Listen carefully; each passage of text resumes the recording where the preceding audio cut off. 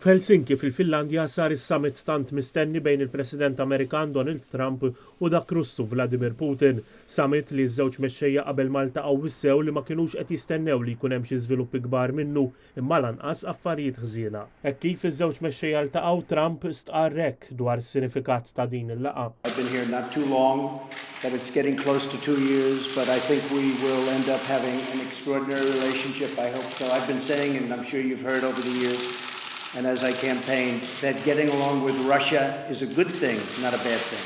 Din hi t-tielet darba li dawn iż-żewġ mexxejja qed jiltaqgħu imma fiż-żewġ okkażjonijiet l-oħra fil-Vjetnam u fil-Ġermanja.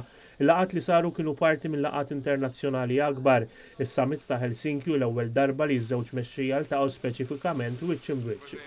It-temi li ddominaw din il-laqgħa kienu ħafna fosthom is-Sirja u l-Korea ta' fuq imma anke l-armi nukleari. I think the world wants to see us get along. We are the two great nuclear powers.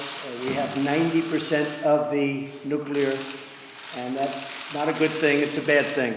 And I think we hopefully can do something about that because it's not a positive force, it's a negative force. Fit-tmiem is-summit Putin stqarr li tema li ddominat it-taħdidiet kienu l-armi nukleari u li ż-żewġ pajjiżi kellhom responsabilità li dawn jitrażnu. U wkoll semma li Trump semma l-allegazzjonijiet ta' tħil Russu fl-elezzjonijiet Amerikani u qal li r-Russja la jindaħlet u lanqas kellha l-intenzjoni li tagħmel dan.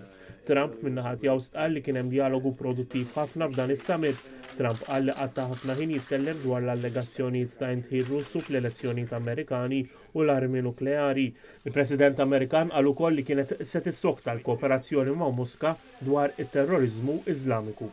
Ma setax tonqos lanqas il-polemika minn dan is-summit partikolarment minħabba kummenti li għamel Trump li l-veru għadu tal-Istati Uniti kienet l-Unjoni Ewropea.